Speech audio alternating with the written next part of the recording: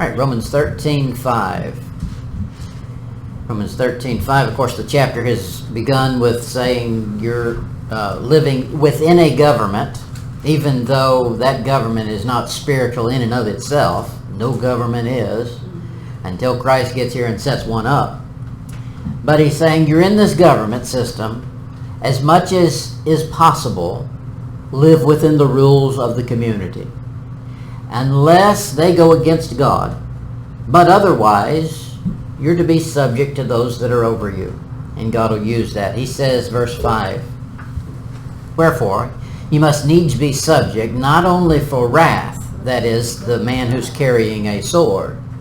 He says, but also for conscience sake.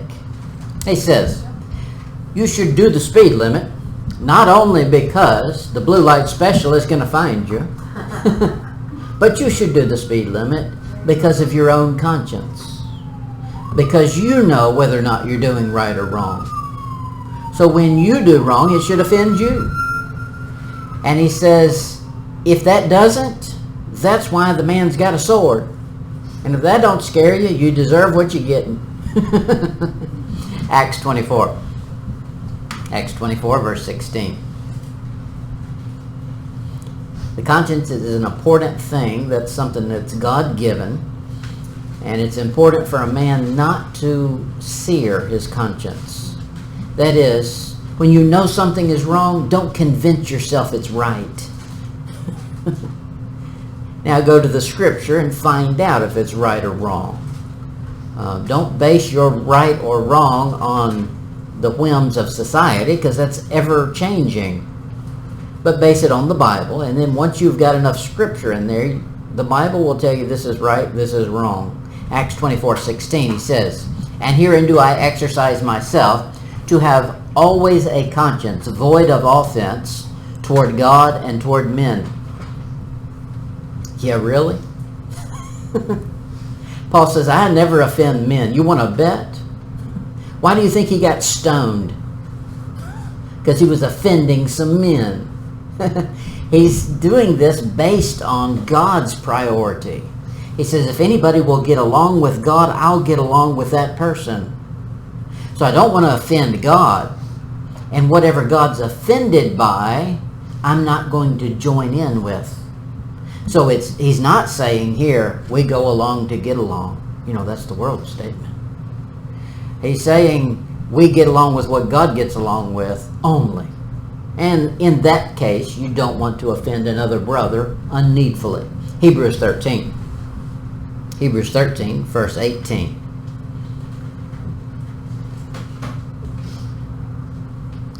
Hebrews 13:18. Pray for us, for we trust we have a good conscience in all things, willing to live honestly. Now there's the conscience. The conscience kicks in when honesty wants to kick out. When you decide, I want to be dishonest about this or that, the conscience immediately says, whoa, buddy, that's wrong. That's one way you can put it, is a prick. It's like you get pricked by a thorn bush. That conscience will prick you. It'll almost wake you up out of nowhere. You'll have convinced yourself it's okay to get away with this or that. And the second you think you're going to commit to it, the conscience kicks in and says, hey boy, you know that's not right. 1 Peter 2.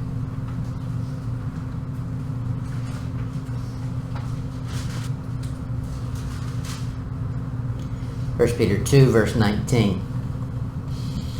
If I was to make a modern version, there's certain verses I wouldn't include. Here's one of them. 1 Peter 2:19. For this is thankworthy, if a man for conscience toward God endure grief, suffering wrongfully. He says, yes, Trump, you were done wrong. Suffer through it. He says, for conscience sake toward God. Not toward man, not toward yourself. Now, we want to engineer the conscience to be selfish. Now, you can't really do that. All you do is you increase the flesh, until the flesh has overpowered the conscience. But the conscience is something that is not connected to your flesh. Because the flesh will want to do this or want to do that, and the conscience will kick in and say no. So the two are not on the same plane. Here he's saying, if you want to have a good conscience before God, there's times you should endure grief and suffering when it's not your fault. And he says, that's thankworthy. To whom? Not to you. Not to the person wrongfully accusing you. It's thankworthy to God. Why? Because now you look like his son. Isn't that what he did? He endured the contradiction of sinners. 1 Peter 3. 1 Peter 3, verse 16. Here's one of the 3:16s. You can go through your Bible, and all the 3:16s are powerful verses. He says, having a good conscience, that whereas they speak evil of you as evildoers, they may be ashamed that falsely accuse your good conversation in Christ. That's another one of those you got to put your thinking cap on. You know, it doesn't always work out that way. The evildoers accuse you, and they don't feel ashamed about it. Not yet. There's coming a day they will. When pure righteousness shows up and says you did this and you did that, shame will suddenly resurface when it hadn't done it before. And I would hate to be Bill and Hillary on that day. 1 Peter 3, look down at verse 17. For it is better, if the will of God be so, that you suffer for well-doing than for evil-doing. He says you can suffer either way. You can suffer for doing the wrong thing, being an idiot, or you could suffer for doing the right thing. Well, your conscience will applaud you if you suffer for doing the right thing. You can go through certain things that no one else understands as long as you know between you and God it's right. Everybody has a call on their life. Whatever your call is what you know is right between you and God for you to do. That's the only thing that enables you to continue your call. Because every call of God is going to be questioned by the devil. If the devil is not questioning it, you've not found the call of God yet. Because that one the devil is going to fight. And when you're okay with it between you and God, you don't care what happens around you. The world's idea of success no longer matters. I saw somebody, who was it? David Wilkerson, I think. He had some statement. He said that God's idea, God does not always intend for every man to be successful. He intends a man to be obedient. Something to that. The world's idea of success may not be on the same plane as what God has. Our idea of success means that we are the end result. No, we're not. We're one little piece of a huge puzzle. And now in that piece, you're supposed to do your part. And the world may never see that little piece. But God does. And one day when we get to heaven, we'll see it all fit together. Romans 13, verse 6.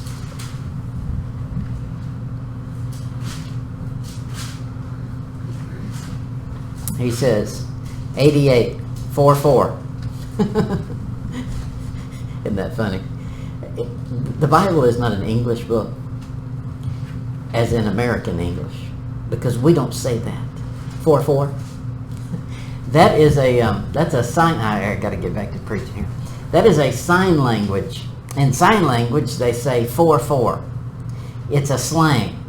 It means because why, or because of this.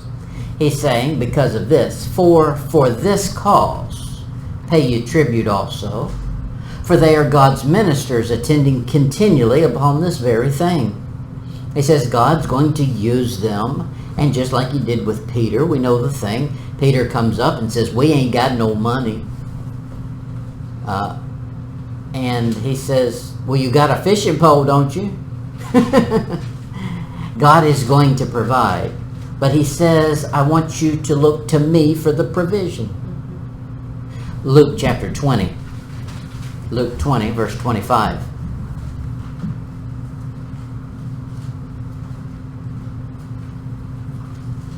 Luke 20, verse 25.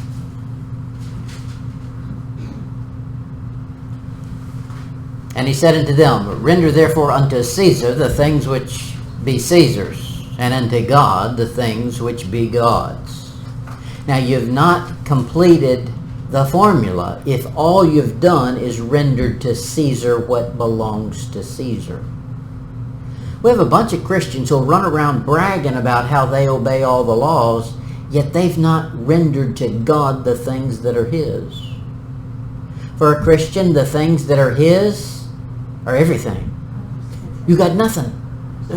Therefore, if you've got nothing and you've rendered anything that shows up back to God, He has to pay for Caesar because He owns you.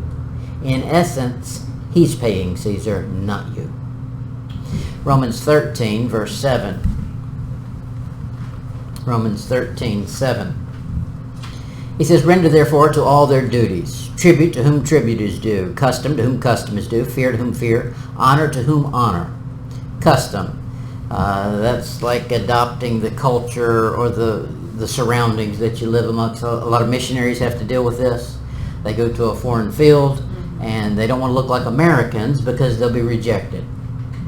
It's okay to do anything you can without going against a biblical principle to fit in and not offend. However, if you've got to drink wine and beer and whatever else, like Germany, it's big in Germany. Well, there's missionaries who think, well, I'm in Germany, it's the custom, they drink beer. Okay, well, they also fornicate. Is that okay? If the Bible says it's no, then don't go there, regardless of the custom.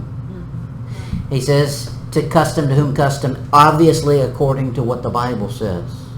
You're supposed to obey God rather than man. So if man's customs are going against God, you better walk the other direction. He says fear. Fear is first to be rendered to God. There will be people, in fact, for a while I may have said this, that you only fear God, but that's not so. You should fear God first.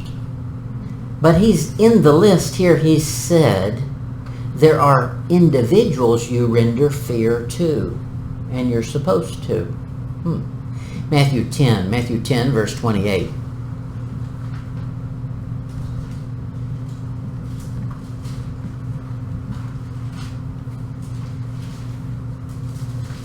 Matthew 10, verse 28. Jesus says, and fear not them which kill the body, but are not able to kill the soul, but rather fear him which is able to destroy both soul and body in hell. That is, you should be more scared of eternal punishment than temporal. That's not to say this is a definitive verse saying you should never fear a man. Now I'll show you why I said that, because that goes against what you thought you just read. What you just read was, don't fear man, you better fear God, because God can destroy both your soul and body in hell. I'm going to show you in a minute, he's going to say also to fear man. Proverbs 24, 21.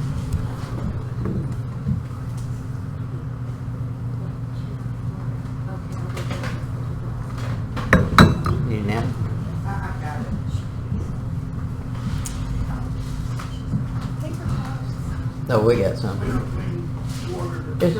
It's no problem.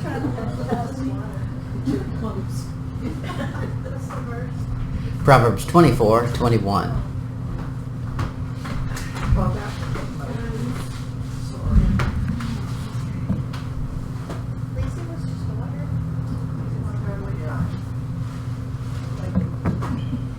She's trying to get you to wake up.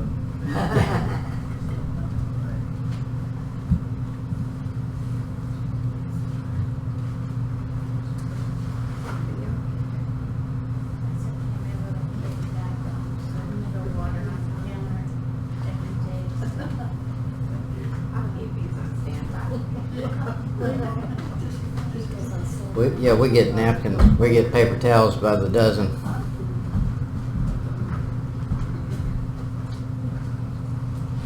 My favorite is those Clorox bleach white things. Mm-hmm. Yeah. Mm-hmm. Pretty strong. That'll dry your hands out. Blow your nose up. Yeah, right. That cleans up. Yeah. He says, Proverbs 24, verse 21, My son, fear thou the Lord. That's number one. And, that means somebody in addition to, the king. The word king there is a lowercase k. That's a man. It's a human. So you're supposed to fear both the Lord and who's sitting on the throne. He says, and meddle not with them that are given to change. That's a good thing to know. I don't have time to get into it tonight. But if somebody's wishy-washy and always hopping from one doctrine and one statement to the next, why would you follow them? They can't decide what they believe. Now, I wanted to make that statement before running a rabbit trail. Now I'm going to go back to Matthew and run a rabbit trail. Matthew 10 verse 28. The verse we already read. I think I pointed this out before, but it's good to note.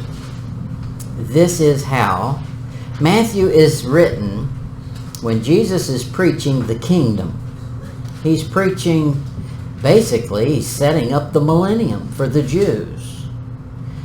And here he says, after the colon, but rather fear him which is able to destroy both soul and body in hell. That has not happened yet. No one has had their body destroyed in hell yet. Their body is in the ground. He says right here, there's coming a day you better be scared of God because he can destroy in hell your body. When is that going to happen? In the millennium. They'll get tossed in bodily. And then that body gets destroyed. Happens another time. That's the answer to it. But there is another similarity. The other similarity is the second death. The second resurrection. And that is those who have done evil to the resurrection of death. That is, he brings them all up for the white throne judgment, and the body comes up too. And then the body gets tossed not into hell. The body gets tossed into the lake of fire. So the fulfillment of that verse will be millennium. All right, now we'll get back to our subject. 1 Peter 2. 1 Peter 2, verse 18.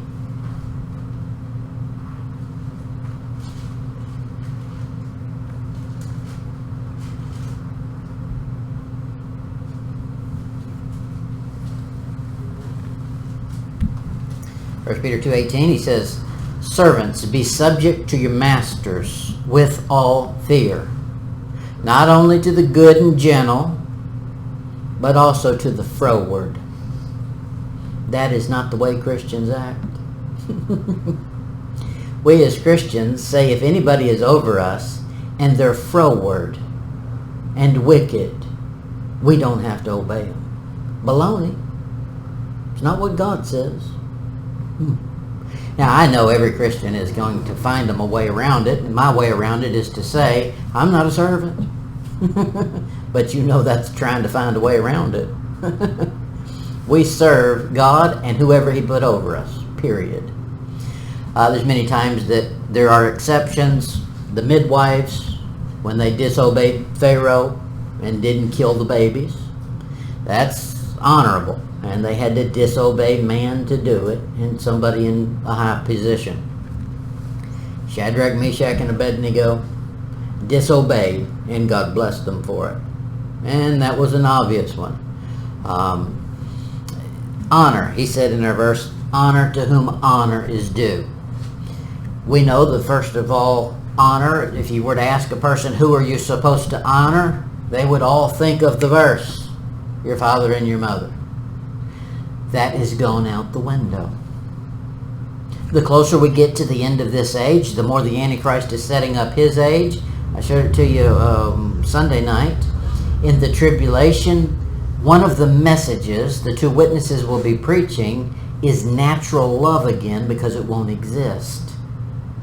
That's honor your father and mother.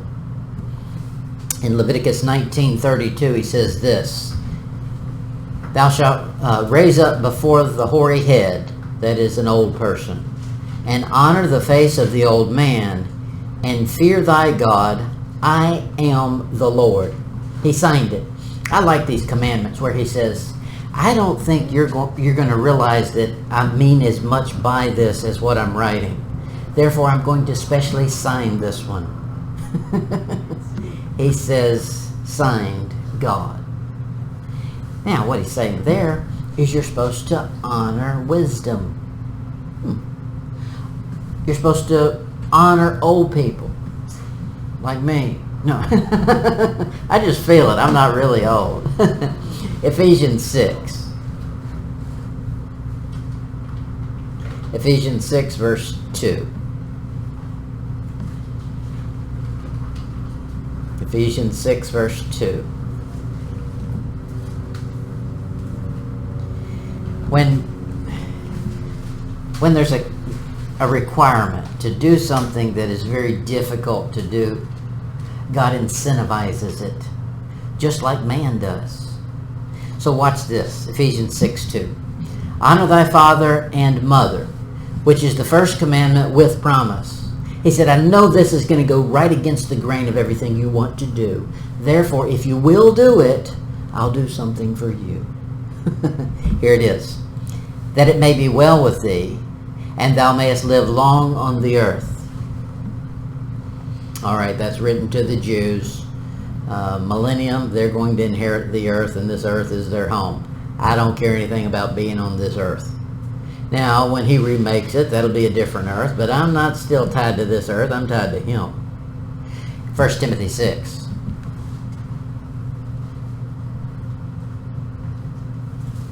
1 Timothy 6, verse 1. He says, let as many servants as are under the yoke.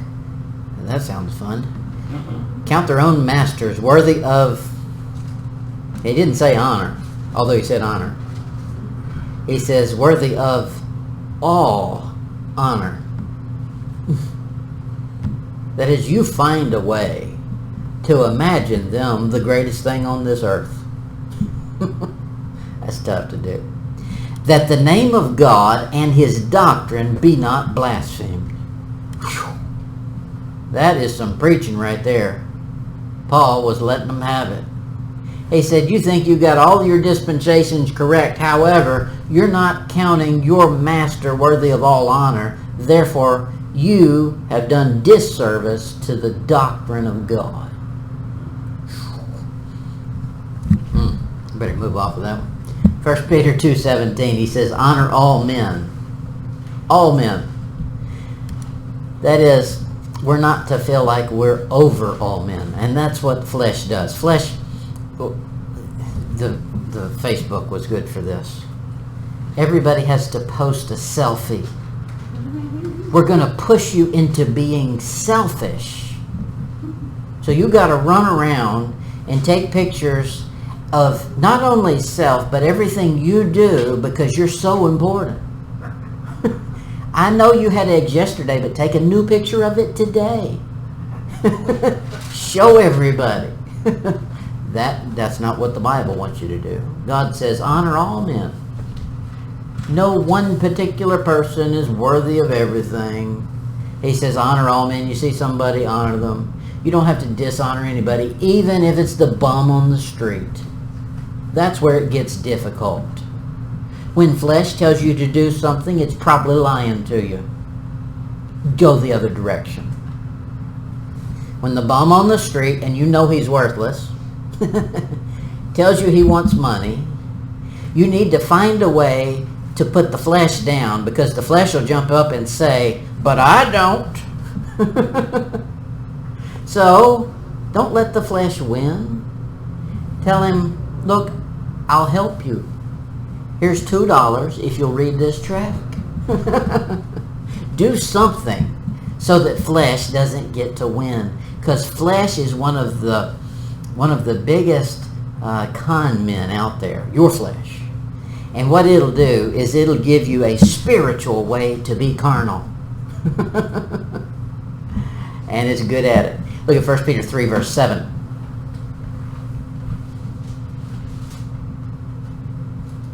1 Peter 3, verse 7. Never mind, that's about women. No. First,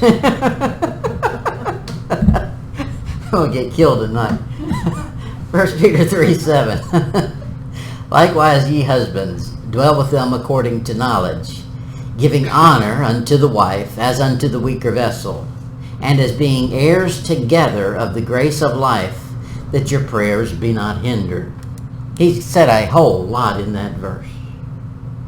He says, one thing he says right there, and I don't have time to build the theory and give you all the verses on it, but from that, you can research it yourself, you're going to earn together.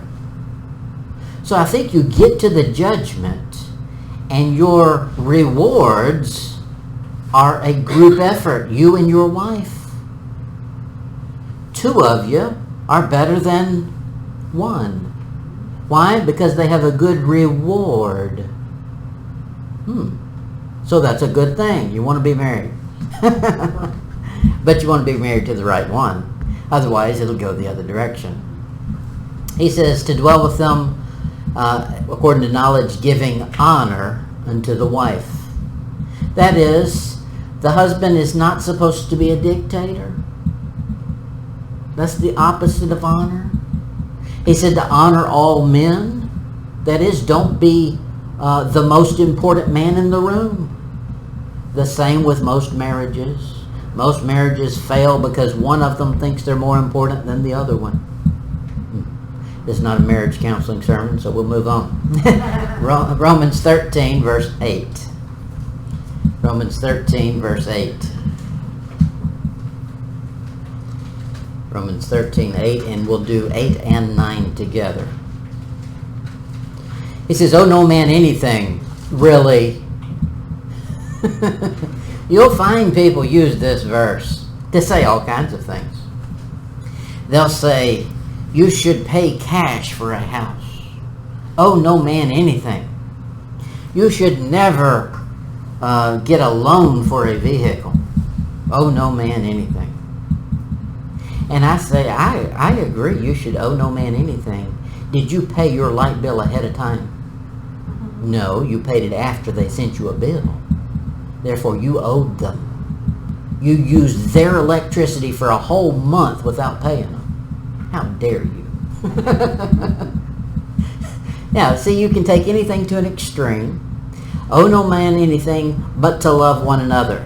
For he that loveth another hath fulfilled the law. For this thou shalt not commit adultery, thou shalt not kill, thou shalt not steal, thou shalt not bear false witness, thou shalt not covet. And if there be any other commandment, it is briefly comprehended in this saying, namely, thou shalt love thy neighbor as thyself. You see, the end of it matches the beginning of it. Love your neighbor as yourself. Don't owe your neighbor. He's saying the way we get around it is long-term borrowment. Can I borrow that shovel and give it back to you when I'm dead? That's owing someone something. That is borrowing it without the intent to repay. It's theft. Look at the other thing in that verse is he's going to give you, he gave you a whole bunch of commandments there, verse 9. And notice a commandment that's missing, the Sabbath. The Seventh-day Adventists go crazy over keeping the Sabbath. However, you can show them in the Bible it's not New Testament. Okay? Jesus doesn't quote it. Paul doesn't quote it. How come they're running back to the Old Testament to get a Sabbath? You know, the Seventh-day Adventists want to make Sabbath worship, if you go to church on Sunday, instead of on their idea of the Sabbath, Seventh-day Adventist. They'll say that is the mark of the beast. When I say they're crazy, since when did a day become a mark on your forehead or in your hand? Okay, they can't read simple English. Anybody who's duped by that has something missing in their brain. They've been taught to be stupid. Nobody's naturally that dumb. Be leery of anybody who does that. I'll tell you one who did. Ron Wyatt. I don't know if you know that name. Ron Wyatt. He's the one who claims to have discovered the Ark of the Covenant. He's a Seventh-day Adventist. He claims, I heard this interview by him on his deathbed, that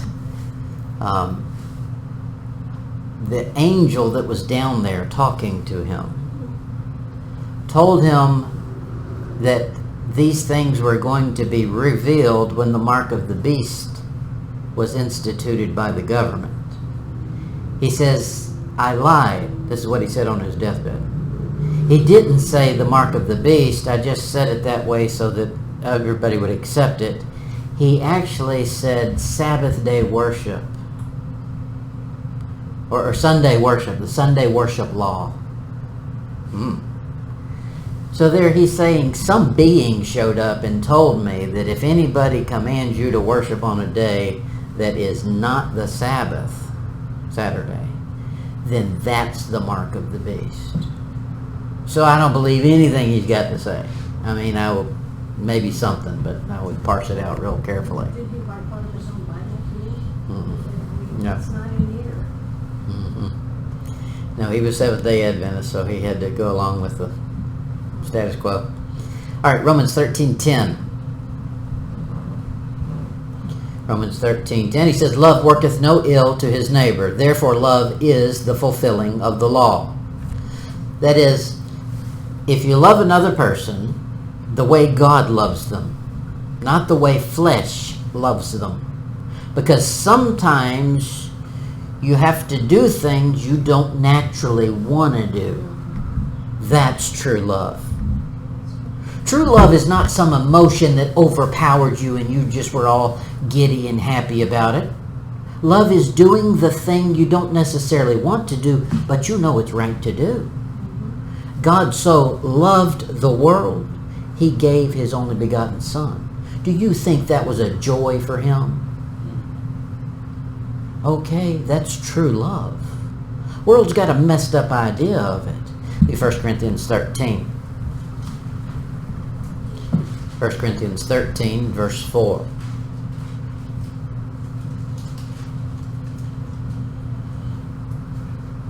Now, I know this is not love. 1 Corinthians 13, 4. What is the subject of this chapter? Charity. Charity. What's the difference in charity and love? Charity's full up here. I don't know what's talking about. Love is love, but charity goes the third, fourth, fifth, sixth mile. It goes whatever it needs to do. You're about to say it. Action. That's it. Love begins in the mind and comes out as charity. He so loved, he gave. That's charity. You love first and then it takes on an action. So this is a chapter about the actions as a result of love. Here it is. Charity suffereth long and is kind. Charity envieth not. Charity vaunteth not itself, is not puffed up. See how that's going all along with everything that Romans has already been saying. To love your neighbor, honor all men, all that stuff. Verse 5. Doth not behave itself unseemly, seeketh not her own, is not easily provoked. Really? Why do you have to put that in there? Thinketh no evil, rejoiceth not in iniquity, but rejoiceth in the truth. Beareth all things, believeth all things, hopeth all things, endureth all things. Now that's something to get to. You're not going to naturally do anything on that list. That's why it's in the Bible for you to work on. the closer you get to God, the more you'll start recognizing, oh, this is an opportunity to have charity because I sure don't want to. These are things that God will enable you to do. If the flesh does it, it doesn't count. The world's idea of love is an outpouring of flesh. That's what the flesh naturally wants to do. Well, you don't get any reward for that. It was natural for you. What happened when Jesus handed out the talents?